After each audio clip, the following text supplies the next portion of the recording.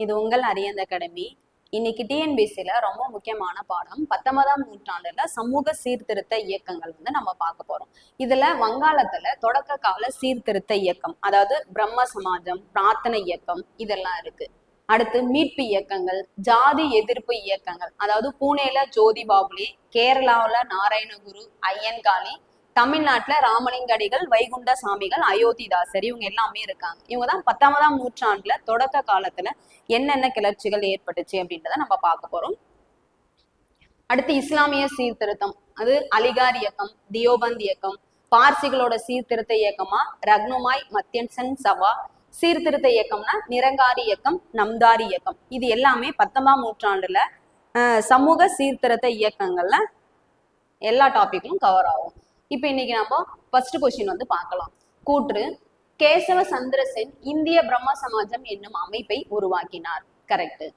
இரண்டாவது, இதன் பின்னர் தேவேந்திரநாத் தாகூரின் அமைப்பு சாதாரண சமாஜம் என்று அழைக்கப்படுது. அதாவது கேசவ சந்திர சென்னும் தேவேந்திரநாத் தாகூரும் ஃபர்ஸ்ட் ஒன்னா இணைஞ்சு இந்திய பிரம்ம சமாஜம் அப்படின்ற ஒரு அமைப்பை உருவாக்குனாங்க. உருவாக்குனதுக்கு அப்புறம் 1857 ஒன்னா இணைஞ்சு உருவாக்கிட்டாங்க. உருவானதுக்கு அப்புறம் 1866 பிளவு ஏற்படுது. பிளவு ஏற்படும் போது கேசவ சந்திர சென்னும் தேவேந்திரநாத் தாகூரும் பிரிஞ்சுறாங்க. பிரிஞ்சதுக்கு அப்புறம் தேவேந்திரநாத் தாகூரோட அமைப்பு சாதாரண சமாஜம் என்று அழைக்கப்படுதுன்றாங்க.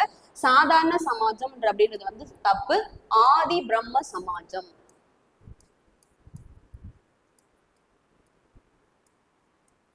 அப்போ பிரிஞ்சதுக்கு அப்புறம் தேவேந்திரநாத் தாகூரோட அமைப்பு ஆதி பிரம்ம சமாஜம் என்று அழைக்கப்படுது. ஒண்ணு சரி, ரெண்டு தவறு. அப்போ ஒண்ணு சரியா இருக்கு, ரெண்டு தவறு.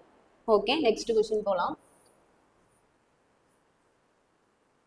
பொருந்தாத இணை எது? நவீன வங்காள உரைநடையின் முன்னோடி என்று அழைக்கப்படுவர் ஈஸ்வர சந்திர வித்யாசாகர். இது கரெக்ட். அன்னி பெசன்ட் அம்மையார் நடத்திய செய்தித்தாள்கள் நியூ இந்தியா, காமன்வீல் அப்படின்ற 2 செய்தித்தாள்களை நடத்தியிருக்காங்க. அடுத்து, பிராமண எதிர்ப்பு இயக்கத்தின் தொடக்க கால தலைவர் என்று அறியப்படுபவர் ஜோதி பாபுலே. இந்தியாவில் பௌத்தம் புத்துயிர் பெறுவதில் முக்கிய பங்காற்றிய சபை பிரார்த்தனா சமாஜம் கொடுத்திருக்காங்க. பிரார்த்தனா சமாஜம் அப்படின்றது தப்பு. பிரம்ம ஞான சபை தான் கரெக்ட். பிரம்ம ஞான சபை என்ன சொல்லியிருக்காங்க? இந்தியாவில் பௌத்தம் புத்துயிர் பெறத்துக்கு ஒரு முக்கிய பங்காற்றிய சபை பிரம்ம ஞான சபை. பிரம்ம ஞான சபையை பிளவாட்ஸ்கி அம்மையாரும், அடுத்து ஆல்காட் மற்றும் பிளவாட்ஸ்கி அம்மையார் 2 பேரும் இணைஞ்சு 1875 அமெரிக்காவில ஸ்டார்ட் பண்ணாங்க. பின்னால 1886 சென்னை அடையாருக்கு மாற்றப்பட்டதா பிரம்ம ஞான சபை. நெக்ஸ்ட் கொஸ்டின் பொறுத்துக. ஜோதி பாபுலே எழுதின ஒரு நூல் குலாம்கிரின்றோட பொருள் அடிமைத்தனம் என்று அழைக்கப்படுகிறது. நாராயணகுரு அருவிபுரம் என்ற இடத்துல ஒரு கோவிலை நிறுவியிருக்கார். ஐயங்காளி சாது ஜன பரிபாலன சங்கம் என்ற ஒரு அமைப்பை 1907 நிறுவியிருக்காரு. அடுத்து, பாபா தயால்தாஸ் அப்படின்றது நிரங்காரி இயக்கம். இது ஒரு சீக்கியர்களோட இயக்கம். அப்போ பாபா தயால்தாஸ் நிரங்காரி இயக்கம் அப்படின்றது 4. அப்போ 2, 3, 1 2, 3, 1, 4 இதுதான் கரெக்டான ஆன்சர். நெக்ஸ்ட் கொஸ்டின் பார்க்கலாம். வங்காளத்தில் பெண் சிசு கொலை.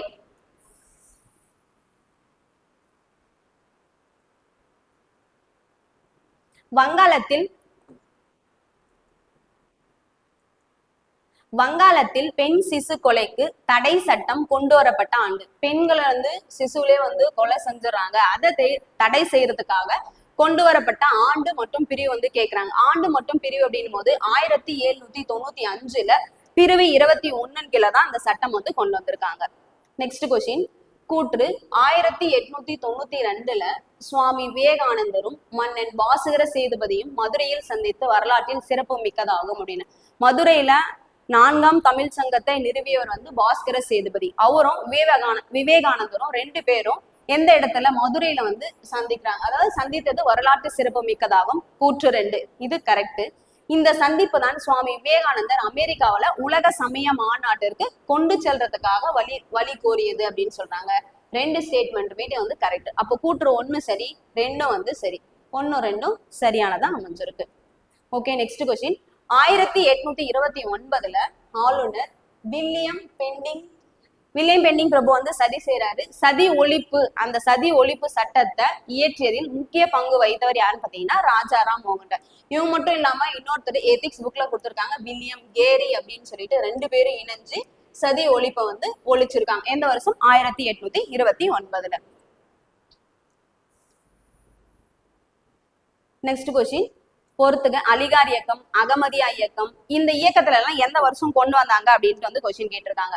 அலிகார் இயக்கம் நிறுவியவர் வந்து சர் சையது அகமது கான். எந்த வருஷம் பாத்தீங்கன்னா 1875 நிறுவியிருக்கார் அலிகார் இயக்கம். அடுத்து அகமதியா இயக்கம். அகமதியா இயக்கம் அப்படின்ற போது 1889 அகமதியா இயக்கம் தோன்றிருக்கு. அடுத்து தியோபந்த் இயக்கம் 1866 தோன்றிருக்கு. சத்திய சோதக் சமாக் வந்து வள்ளலாறுது 1873. அப்போ 3 4 3 4 3 1 2 வந்து இங்க இருக்கு. இயர் பார்த்துக்கணும், ரொம்ப முக்கியமானது. அடுத்து கந்தூரி வீரேசலிங்கம். அடுத்து கந்தூரி வீரேசலிங்கம் பற்றிய கூற்றுகள். இவரு தெலுங்கு மறுமலர்ச்சி இயக்கத்தின் தந்தை என அழைக்கப்படுபவர் கந்தூரி வீரேசலிங்கம். 1874 விவேகவர்த்தினி என்ற செய்தித்தாளை தொடங்கினார் அப்படின்னு இருக்கு. வருடம் வந்து தப்பா கொடுத்திருக்காங்க, 1876. 1876 தான் விவேகவர்த்தினி அப்படின்ற ஒரு செய்தித்தாளை கந்தூரி வீரேசலிங்கம் அப்படின்றவர் வந்து தொடங்கியிருக்காரு. இவர் தெலுங்கு மறுமலர்ச்சி இயக்கத்தின் தந்தை என அழைக்கப்படுகிறார். அப்போ 2வது கூற்று வந்து சரி, கூற்று வந்து தப்பு. அப்போ கூற்று 1 தவறு, 2 வந்து சரியானதா இருக்கு. Okay, next question.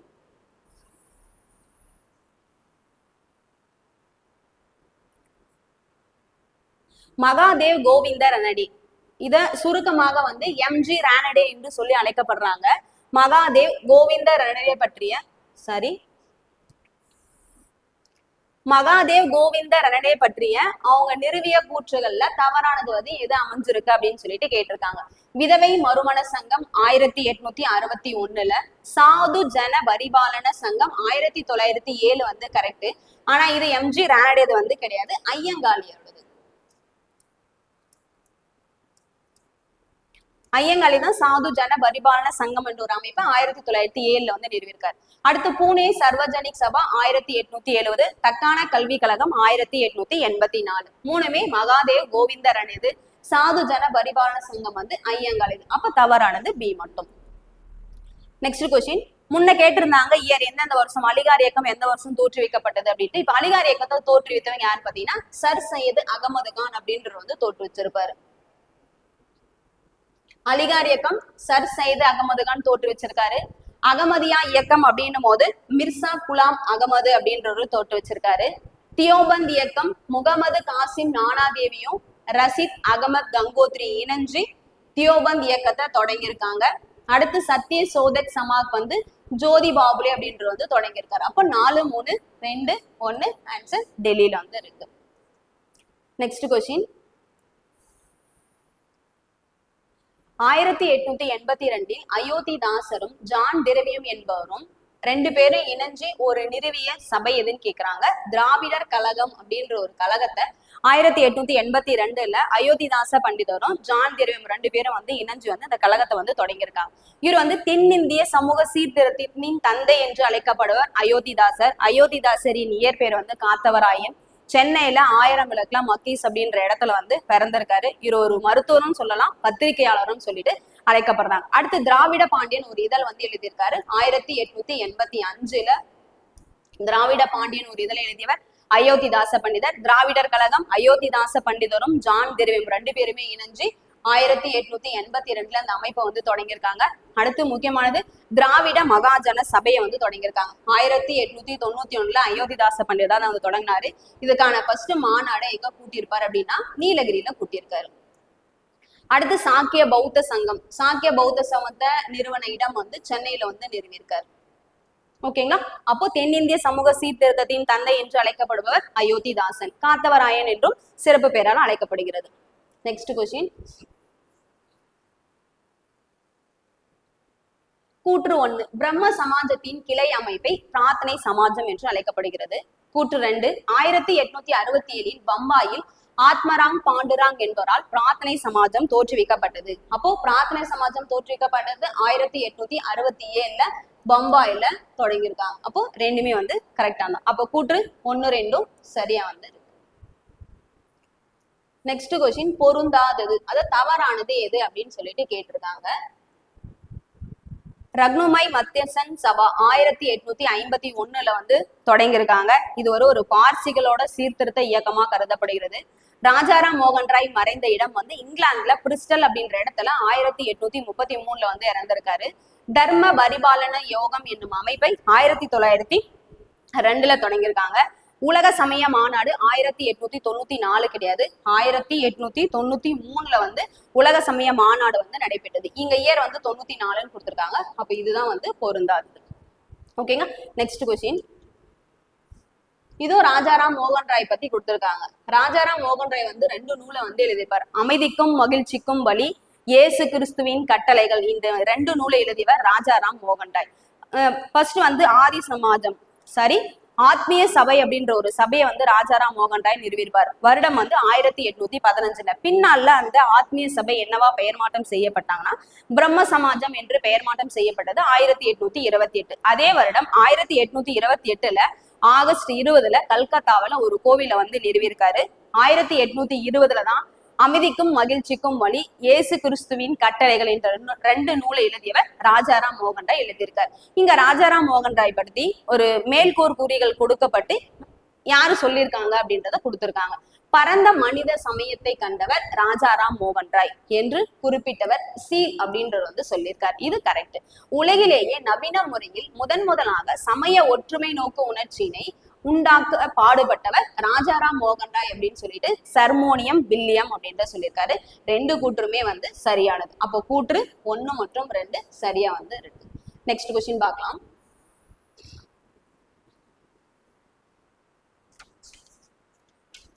தவறானதை தேர்ந்தெடுக.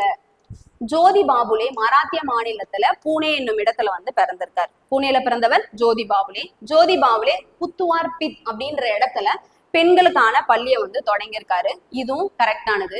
தமிழ் பௌத்த மறுமலர்ச்சி இயக்கத்தை தோற்றுவித்தவர் அயோத்திதாச பண்டிதர். அதான் சென்னையில சாக்கிய பௌத்த சங்கம் என்ன ஒரு அமைப்பை சென்னையில வந்து நிறுவியிருந்தாரு. இதுவும் கரெக்ட். அயோத்திதாச பண்டிதர் 1906 ராயப்பேட்டையை தலைமையிடமாக கொண்டு அன்றைய காலனா மதிப்பில் 1 பைசா தமிழன் என்ற செய்தித்தாளை வெளியிட்டார். இந்த 1 பைசா தமிழன் அப்படின்ற ஒரு செய்தித்தாள் தான் 1906 கிடையாது, 1907 வந்து நிறுவிப்பார். இது வாரானா புதன்கிழமையில வந்து வெளியாற ஒரு செய்தித்தாள் தான் 1 பைசா தமிழன். பின்னால அந்த பேர் என்ன வச்சுன்னு பாத்தீங்கன்னா தமிழன் அப்படின்னு சொல்லி 1 பைசா தமிழன் என்ற பெயரை தமிழன் என்று பின்னாளில் பெயர் மாற்றம் செய்யப்பட்டார். இது அயோத்திதாச பண்டிதர் தான். அப்ப தவறானது எது? 1906 கொடுத்திருக்காங்க. 1907 தான் 1 பைசா தமிழன் வந்து செய்தித்தாளை வெளியிட்டு இருக்காரு. ஓகே. நெக்ஸ்ட் கொஸ்டின், விவேகானந்தர் வங்காளத்தில் உள்ள வேலூரில் ராமகிருஷ்ண இயக்கம் தொடங்கப்பட்ட ஆண்டு. அப்ப ராமகிருஷ்ண இயக்கம் தொடங்கப்பட்ட ஆண்டுன்னு கரெக்டாவே டைரக்ட் கொஸ்டின். 1897 எந்த இடத்துல அப்படின்னா வங்காளத்துல வேலூர் என்ற இடத்துல விவேகானந்தர் தொடங்கியிருக்காரு. நெக்ஸ்ட் கொஸ்டின், வள்ளலார் பதிப்பித்த நூல்கள் அப்படின்னு சொல்லிட்டு கேட்டிருக்காங்க. அந்த வள்ளலார் பதிப்பித்த நூல்களையும் முக்கியமானதா பாருங்க, பொருந்தாதது அப்படின்னு சொல்லிட்டு ஜீவ காருண்ய ஒழுக்கம். ஜீவ காருண்ய ஒழுக்கமும் மனுமுறை கண்ட வாசகம் 2 உரைநடை நூல்களை எழுதியவர் வள்ளலார். இது வந்து உரைநடை நூல். அவங்க பதிப்பித்த நூல்கள்ல பொருந்தும். அப்ப பதிப்பித்த நூல்கள் என்னென்ன? ஒளிவில் ஒழுக்கம், சீன்மய தீபிகை, தொண்டை மண்டல சதகம், இதெல்லாம் பதிப்பித்த நூல்கள். உரைநடை நூல்கள் கேட்டா ஜீவ காருண்ய ஒழுக்கம், மனுமுறை கண்ட வாசகம் என்ற 2 நூல்களை எழுதியவர் வள்ளலார் வந்து எழுதியிருக்கார். அது மட்டும் இல்லாம திருவருட்பா அப்படின்னு சொல்லிட்டு இவருடைய பாடல்களை வந்து திருவருட்பா அப்படின்ற தலைப்பில வந்து துவக்கப்பட்டது. மொத்தம் 6 திருமுறைகளை கொண்டது. முதல் 4 திருமுறைகளை தொகுத்தவர் தொழுவூர் வேலாயுத முதலியார். முதல் 4 திருமுறைகளை தொகுத்தவர். மொத்தம் 6 திருமுறைகளை எழுதியவர் அப்படின்னு பாத்தீங்கன்னா வள்ளலார் வந்து எழுதியிருக்காரு. ஓகே. அடுத்த கொஸ்டின் பார்க்கலாம். விதவை மறுமண சட்டம். விதவை மறுமண சட்டம் கொண்டு வரப்பட்ட ஆண்டு 1856. விதவைகளுக்காக திரும்ப வந்து மறுமணம் செய்யலான்ட்டு சட்டம் கொண்டு வந்திருக்காங்க 1856. சிறப்பு திருமண சட்டம் வந்து கொண்டு வரப்பட்ட ஆண்டு 1872 கொண்டு வந்திருக்காங்க. அப்ப சிறப்பு திருமண சட்டம் கொண்டு வந்தது வந்து கேசவ சந்திரசேன் கொண்டு வந்திருப்பாரு. விதவை மறுமண சட்டத்தை ஈஸ்வர சந்திர வித்யாசாகர் கொண்டு வந்திருப்பார். அடுத்து சாரதா சட்டம் 1930 கொண்டு வரப்படுது. குழந்தைகளுக்கான திருமண தடுப்பு சட்டம் வந்து 1901 வந்து கொண்டு வரப்படுது. அப்போ 3 3க்கு அடுத்து 1 3 1 4 2 7 வந்து ஆப்ஷன்ல இருக்கு. Okay, next question. தயானந்த சரஸ்வதியை இந்து மறுமலர்ச்சியின் தந்தை என கூறியவர். அப்ப இந்து மறுமலர்ச்சியின் தந்தை என்று அறியப்படுவர் தயானந்த சரஸ்வதி அப்படின்னு சொல்லிட்டு யாரு குறிப்பிட்டிருக்காங்கன்னா ரவீந்திரநாத் தாகூரை தான் வந்து அழைச்சிரு. அதாவது ரவீந்திரநாத் தாகூர் வந்து தயானந்த சரஸ்வதியை இந்திய மறுமலர்ச்சியின் தந்தை என்று கூறியிருக்காரு. அடுத்து தவறானதை தேர்ந்தெடுகன்னு சொல்லிட்டு 4 ஆப்ஷன் கொடுத்திருக்காங்க. வேதங்களை நோக்கிக்கு திரும்புக, வேதங்களை நோக்கி திரும்புக என்று குறிப்பிட்ட தயானந்த சரஸ்வதி. அது மட்டும் இல்லாம இந்தியா இந்தியர்களுக்கே என்ற முழக்கமிட்டவர் தயானந்த சரஸ்வதி. வேதங்களை நோக்கி செல்லுக என்று குறிப்பிட்டவர் தயானந்த சரஸ்வதி. இப்போ 2வது தேசிய சமூக மாநாடு ராணிடைய தலைமையில நடைபெற்றுச்சு. அறிவியல் கழகம் சர் சையது அகமது கான் தலைமையில நடைபெற்றிருக்கோம். ராமகிருஷ்ணா மிஷன் உதயமான இடம் வந்து கல்கத்தா கொடுத்திருக்காங்க. வங்காளத்துல தான் உருவானது. கல்கத்தா அப்படின்றது வந்து தவறா இருக்கு. அப்போ தவறானது கேட்டிருக்காங்க, டி தான் தப்பு. நெக்ஸ்ட் கொஸ்டின் கூற்று. அன்னி பெசன்ட் அம்மையாரை பத்தி கொடுத்திருக்காங்க. அன்னி பெசன்ட் அவர்களின் சொற்பொழிவுகள் இந்தியரே விழித்திரு அப்படின்ற நூலாக வெளியிடப்பட்டது. 2வது 1897ஆம் ஆண்டு காசியில் மத்திய இந்து கல்லூரியை தொடங்கினார் அப்படின்னு சொல்லிட்டு. அப்போ மத்திய இந்து கல்லூரியை 1897ல கிடையாது, 1898ல காசியில மத்திய இந்து கல்லூரியை தொடங்கியவர் அன்னி பெசன்ட் அம்மையார். 1898. இங்க இயர் வந்து தப்பா கொடுத்திருக்காங்க. அப்போ 1 சரியா இருக்கு, 2 வந்து தப்பா இருக்கு. 1 சரி 2 வந்து தவறு இங்க இருக்கு. ஓகே, அடுத்த கொஸ்டின்.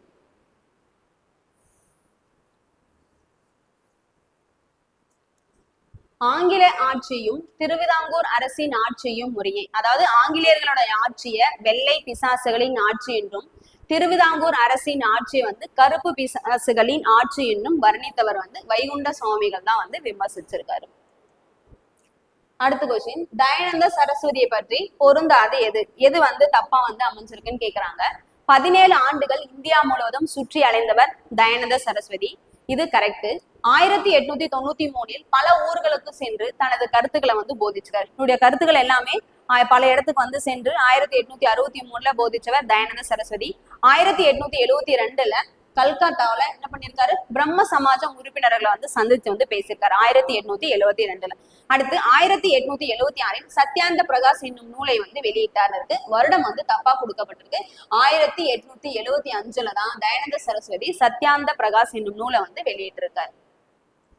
ஓகே, இன்னைக்கு 19ஆம் நூற்றாண்டு சமூக சீர்திருத்த இயக்கம் ரொம்ப முக்கியமான பாடமாக டிஎன்பிசில வந்து வச்சிருக்காங்க.